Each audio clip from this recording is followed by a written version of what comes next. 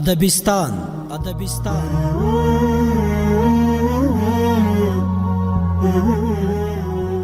اونیزه ادبي خپرونه د ادب، هنر او فرهنګ له دیاره.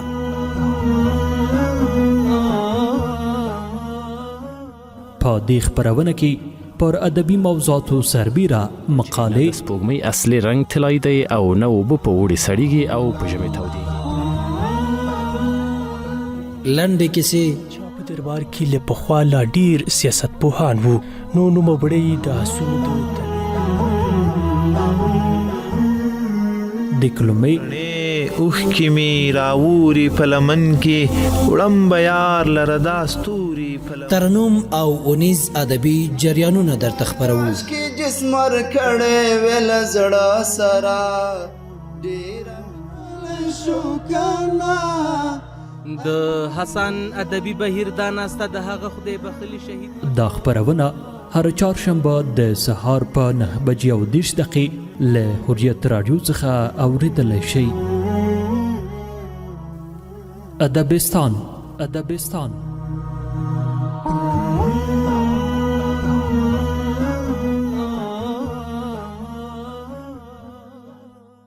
وطن بهار دی ګلو ګلزار دی، وطن بهار دی ګلو ګلزار دی، شین او زرغونو هر یو دیار دی، شین او زرغونو هر یو دیار دی. درنو اوریدونکو السلام علیکم، ستړي مشئ. د حریت رادیو د خپرونو په لړ کې د اونیزې ادبي او فرهنګي خپرونې ادبستان واره رسېدلی. د دغې اونۍ په ادبستان خپرونه کې مو د تېرې خپرونې د مرکې په دوام له عزت الله نورزي سره د ژبې په اړه خبرې کړې دي. پښتو ژبه د هند آریایي ژبو په کتار کې ژوندۍ ژبه ده چې پراخه او بډایه ادبیات لري او تر اوسه پورې ډېر کسان په همدې ژبه خبرې کوي. د خپرونې په دویمه برخه کې د چندڼ په نوم مقاله را سره واورئ. چندڼ یا چندړ د پښتو شاعرانو په شعرونو او ټپو کې او د درې ورونه په نوم حکایت مو درته چمتو کړی. درې سپینګیري ورونه د چین د یو ښار په څنډه کې اوسېدل. دوی سره یو ځای ژوند کاوه په یوه کور کې. درې واړه مجرد وو او د درې واړو نظر ډېر کمزوری وو. په پای کې د رحمان بابا غزل را سره واورئ.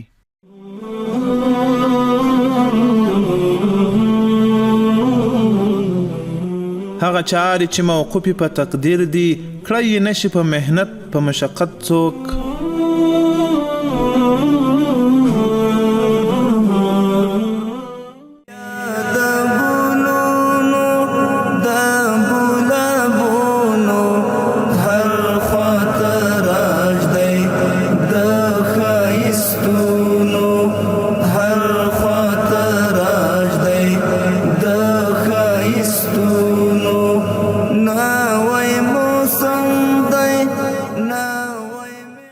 محترم استاد، ستړي مشئ، په خیر راغلاست. موږ په تېره خپرونو کې د ژبې په اړه غږېدلي وو، یا په ټوله کې د ژبو په اړه. نن په یوې مشخصې ژبې پښتو خبرې کوو. د پښتو په اړه راته ووایاست. له نامه سره یې ستاسو ذهن ته څه درځي؟ خوشحاله اوسئ روان صاحب. تاسې او د حریت رادیو کارمندانو او اوریدونکو ته سلامونه او نیکې هیلې وړاندې کوم.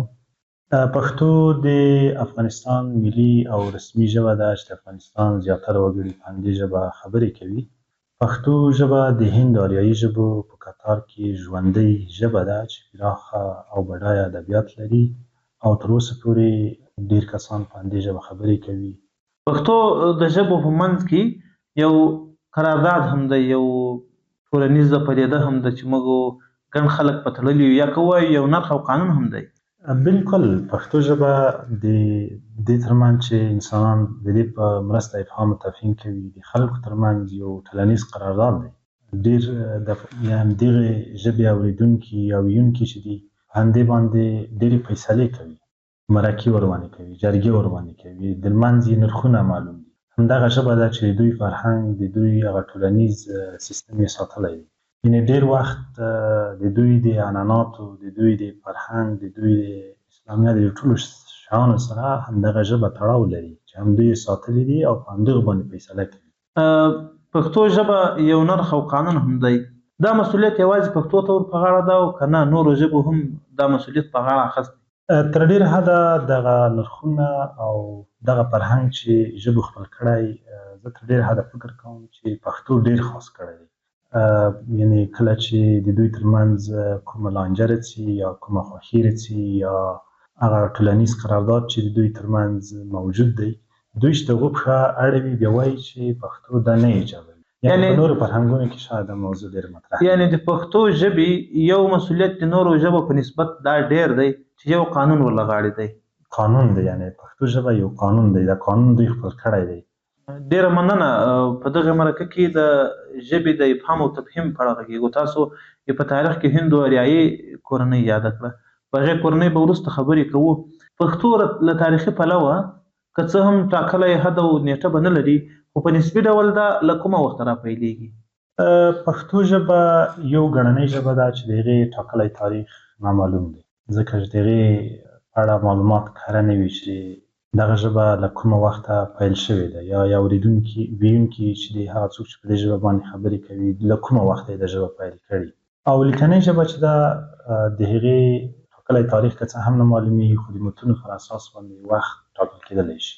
دا چې پښتو ژبه د هند آریایي ژبو په کتار کې راځي، د همغو ایراني څانګه په ختیځ ډلګۍ پورې اړه لري. یعنې پښتانه چې دي آریایان او آریایان چې دي تر میلاد 1500 کاله وړاندې د آمو د شاوخوا سیمو کې اوسېدلي دي. نو له همدې وخته دوی تاریخ هم د ژبې تاریخ د دوی له تاریخ سره نښتی دی. یعنې تر دې هم شاید پخوا پښتانه موجود وو. تاسو یې ګړنۍ برخه یاده کوو. په لیکنۍ برخه کې په لیکنۍ برخه کې یو ده چې د دوو خزانه پر اساس یو پټه خزانه ده، یو تکیه ده. موږ د ځینو متونو په اړه معلومات لرو. ابو محمد هاشم زید سرواني یو اثر دی چې زموږ په لاس کې نه دی راغلی، په درېیمه پېړۍ شاوخوا کې شوی دی. نو یو متن د لارله، یو کتاب یې لارله سالو وږمه، هغه کتاب زموږ لاس ته نه دی راغلی. او دا چې زموږ لاس ته راغلی دی هغه تذکرة الاولیاء ده. ټاکلی متن یې شته دی، موجود متن یې شته دی. او د میرپور شعر دی چې په 2 هجري پېړۍ کې تللی دی. یعنې هغه متون چې لیکل شوي دي له 2 هجري پېړۍ زموږ په لاس کې دي. د نظم او نثر دواړې برخې له 2 هجري پېړۍ راپیلېږي. نظم برخه چې ده له 2 هجري پېړۍ پیل شوې ده چې متن یې زموږ په لاس راغلی. تر دې پخوا هم نظمونه ویل شوي دي، هغه زموږ په واک کې نشته دي. په لیکلې بڼه یې دغه د میرپور شعر دی. د میرپور شعر دی. او تذکرة الاولیاء کتاب چې دی هغه زموږ په لاس راغلی دی. تر هغې مخکې ابو محمد هاشم زید سرواني سالو وږمه لیکلې ده، خو زموږ په لاس نه ده راغلې. ډېره مننه. تاسو پخوا د پښتو ژبې په تعریف یا پېژندنه کې هندو اریایي کورنۍ یاده کړه. راځو دې پوښتنې ته. پښتو ژبه په لویه کې له کومو ژبو سره تړاو یا خپلوي لري، یا که ووایو دا په شجري ډول له کومو ژبو راوتلي؟ هندو اروپایي ژبې چې دي د کله په 3 برخو باندې د آریایان چې دي دوی 3 برخو ویشل شوي دي، چې یوه هند ته تللې ده، یوه چې ایراني څانګه یې بولي، افغانستان او ایران دې برخې ته تللې، یوه هملته پاتې شوې. پښتو ژبه چې ده د هندو اریایي ژبو په کتار کې بیا په ایراني څانګې په ختیځ ډلګۍ. او د دغو پښتنو لوی مرکزونه مو 3 دانې. د پښتنو ټاټوبي ته وګورو، د دوی لومړنی ټاټوبی چې دی د آمو سیند شاوخوا بلخ او بختي دي. بیا د هغې نه وروسته کوچېدلي. یعنې دغه اریایان چې راواوښتو په د بلخ او بختي شاوخوا میشت شو، د دغو ژبه پښتو وه. دلته چې پاتې شوي دي د هغو ژبه شوې ده، نه پښتو نو ټاټوبی. او 3 مرکزونه، یعنې د ادبیاتو د ایجاد 3 مرکزونه په لومړۍ زمانه کې یو د کسي غر دی او ملتان دی، غور دی، چې دغه 3 برخو کې پښتانه موجود وو او پښتو ادبیات. ډېره مننه استاد. تاسو د پښتو ژبې په تاریخي سیر کې بلخ او بختي یاد کړو، هندوستان مو یاد کړو، واخوا پخوانی فارس یا اوسنی ایران مو یاد کړو. که لږ نور دا برخه پسې تشریح کوو، نو د پښتو تاریخي سیر باندې څه راته وایاست؟ پښتو له کومو پړاوونو تېره شوې ده، لوړې او ژورې یې لیدلې دي؟ که په دې اړه لږ مفصل راته وغږېږئ.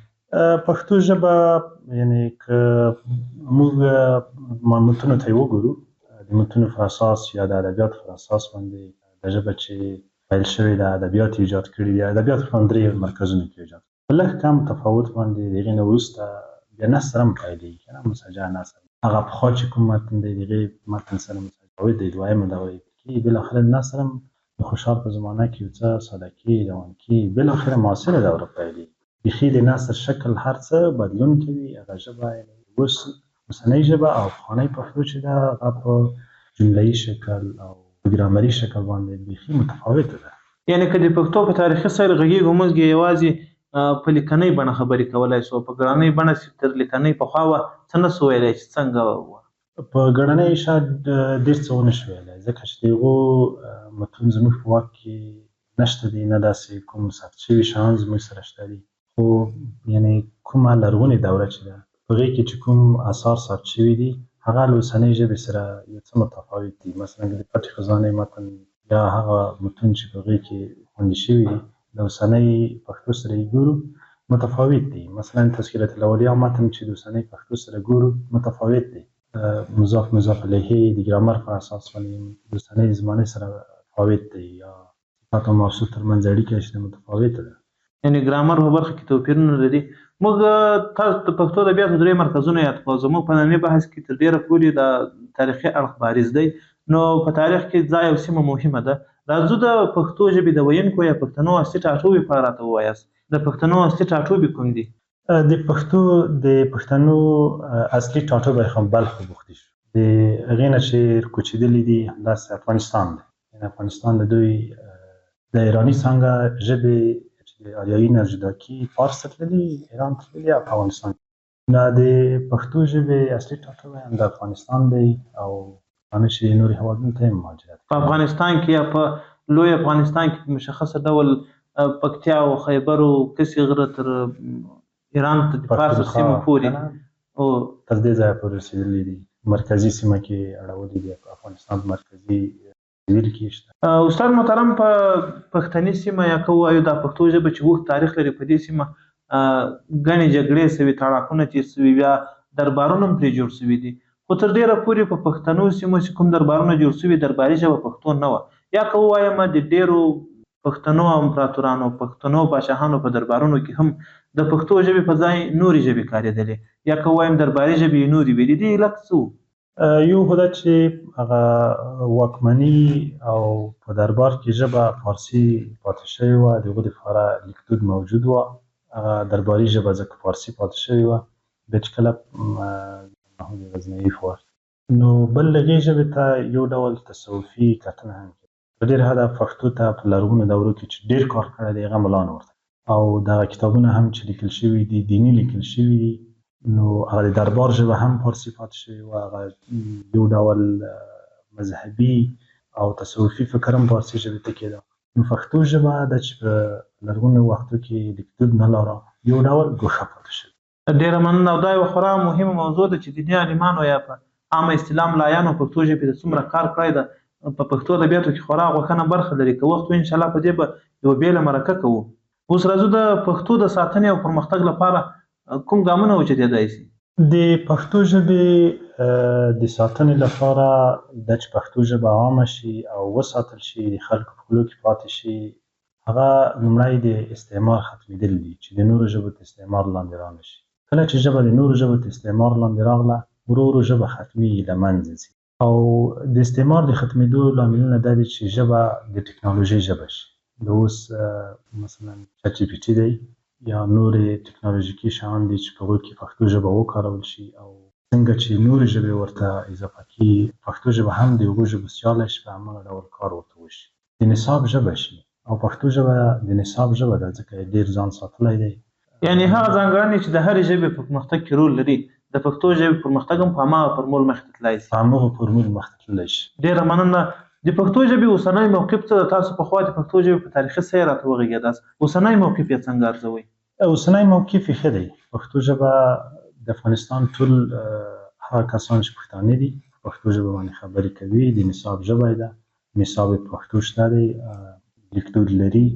په همدغه برخه کې پوهنتونونه، اکاډمیک مرکزونه فعال دي. نو انشاءالله اوسنی موقف یې تر ډېره حده ښه روان دی، او په همدغه ډول روان وي، نور کار ورته وشي، انشاءالله پښتو ژبه پرمختګ کړلی شي. په اوسنۍ زمانه کې ګڼې ژبې د وخت په تېرېدو له منځه ځي. د پښتو ژبې د له منځه تلو ویره خو تاسو نه وینئ، خو د نور پرمختګ چانس یې څومره دی چې د ګاونډیو ژبو په نسبت دا ډیر پرمختګ وکړي؟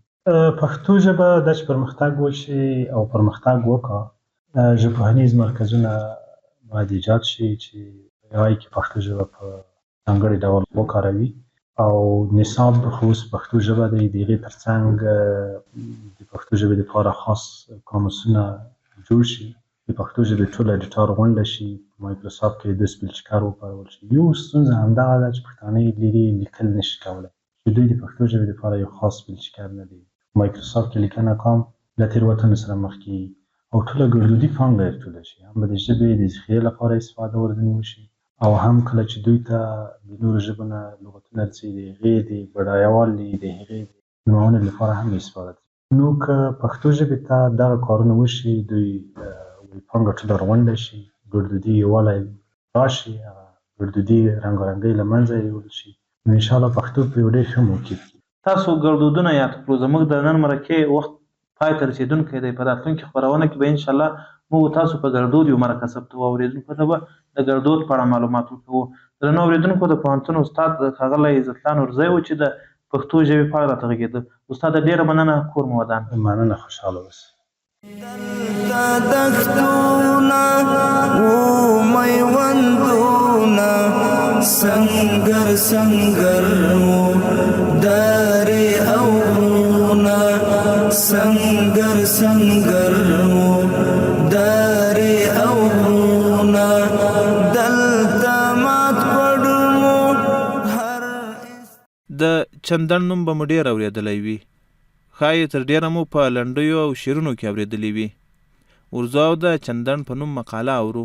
چندن یا چندړ د پښتو شاعرانو په شعرونو او ټپو کې زلفې د بیا په مخ خورې کړې لکه ښامار چې له چندن تاو شوی وینه. چندن یا چندړ چې په فارسی او عربي کې سندل یا سنسکریټ کې چندونم، په یوناني ژبه یې د سندانون، په انګریزي کې سنډ لاوډ بولی او لاتین یا علمي نوم یې سنټلم البوم دی. د جنوبي هند په ایالاتونو کریلا، تمیل ناډو، کرناټک، میسور او د هند مدهیا پردیش په ایالات او همدارز په ځینو نورو هیوادونو سریلانکا، نیپال، بنگلادیش، پاکستان، د هاوایی ټاپوګانو، جنوبي امریکا، استرالیا، ویتنام او اندونیشیا کې پیدا کیږي. د چندنو دونې لرګی ډیر خوشبویه دی، نو ځکه په ګران بیه خرڅیږي.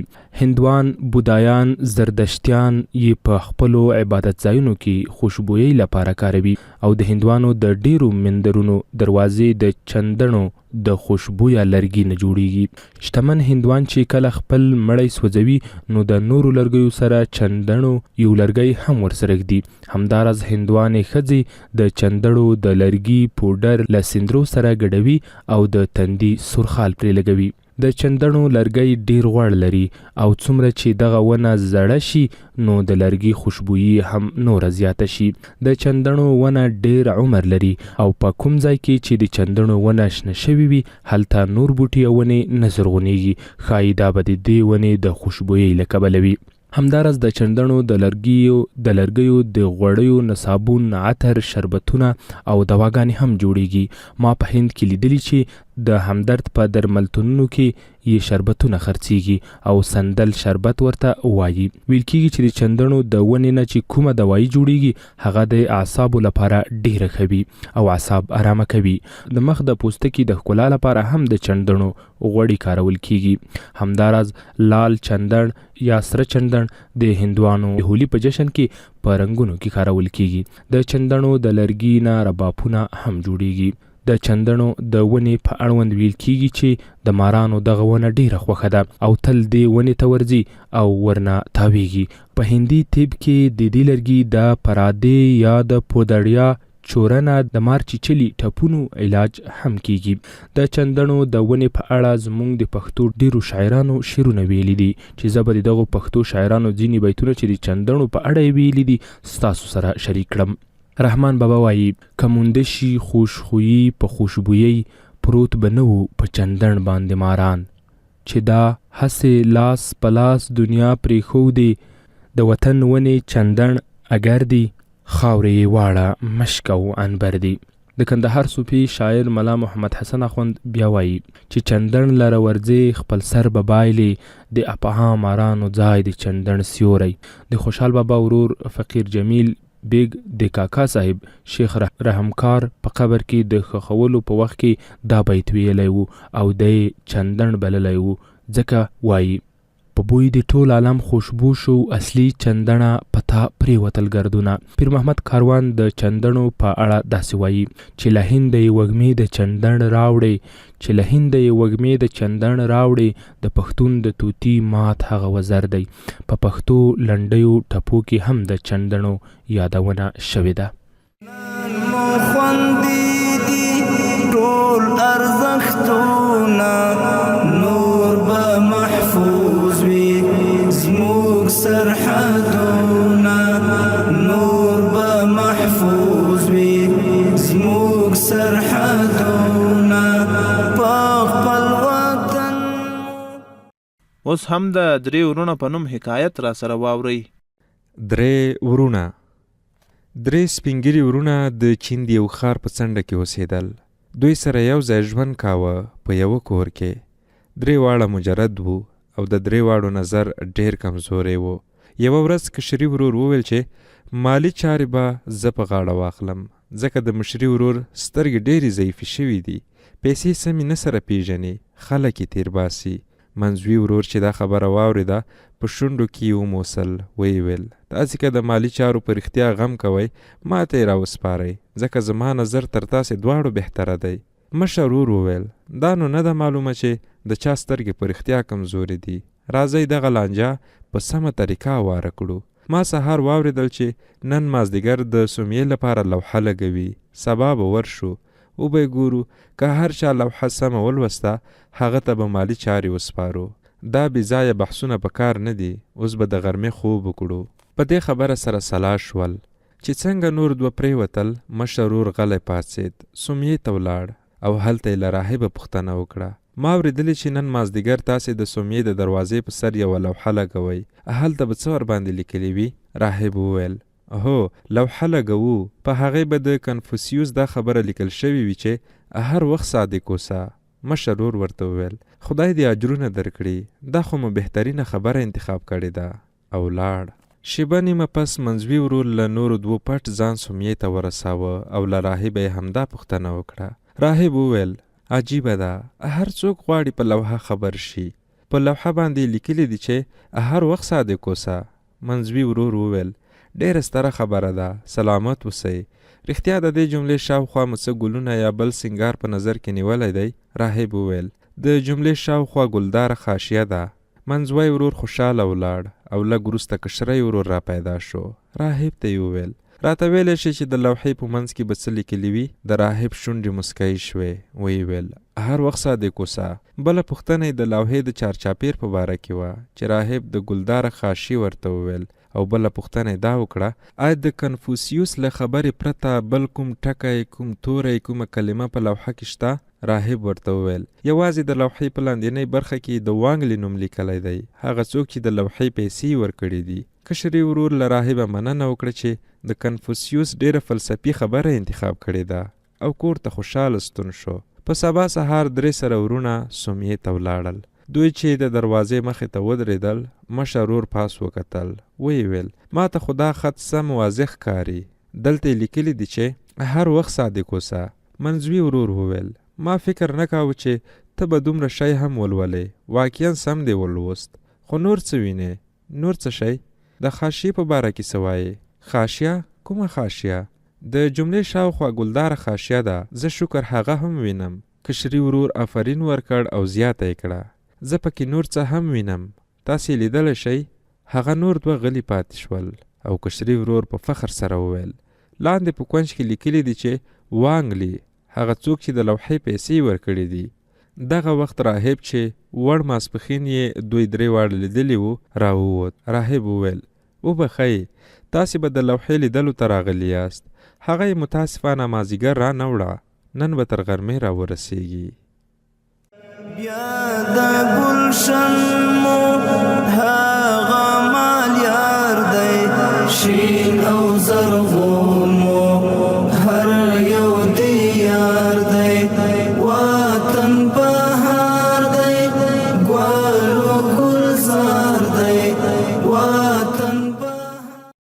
او په پای کې د رحمان بابا غزل را سره اورئ.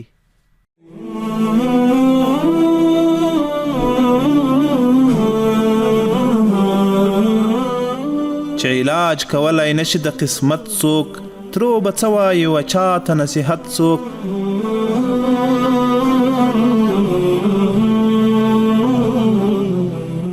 هغه چارې چې موقوفې په تقدیر دي، کړی نشي په محنت په مشقت څوک.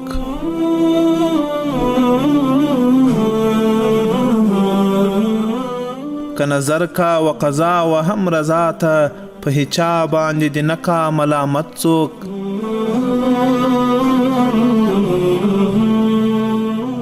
د مطلوب جفا وفا واړه هنر دی، چې پوهیږي د حکماو د حکمت څوک. هم په ځان د چا پیرزو د عبارت څخه، چې د خدای په کړو کې نه لري قدرت څوک. د ابلیس و ریاضت ته د نظر کا، څه غرور کا په طاعت پر ریاضت څوک.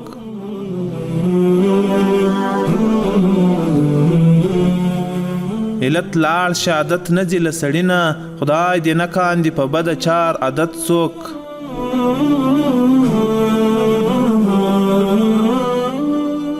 زه رحمان د بیلتانه سیلاب یم وړی، کلاس را کاندي د خدای په محبت څوک. کلاس را کاندي د خدای په محبت څوک.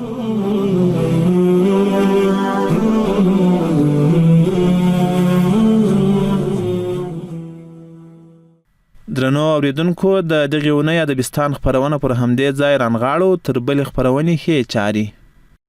ارمان پورا دی د شهیدانو، اوښ کې شوې پاکې د یتیمانو، اوښ کې شوې پاکې د یتیمانو. عبدالله ژوند مو بیا د وقار دی، شین او زرغون مو هر یو دیار دی. وطن بهار دی، ګل او ګلزار دی، وطن بهار دی.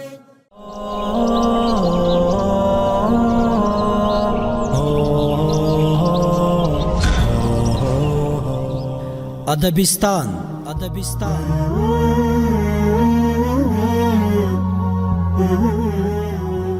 اونیزه ادبي خپرونه د ادب، هنر او فرهنګ له دیاره.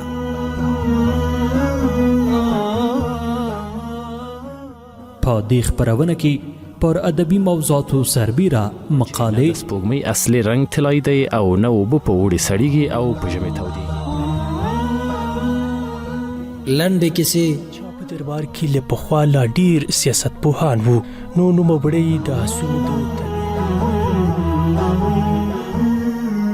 ډیکلومې اوښکې مې راوري په لمن کې، وړم به یار لره دا ستوري په لمن. ترنم او اونیز ادبي جریانونه درته خپروو. کې جسمر کړه ویل زړه سرا ډیر شو کنا.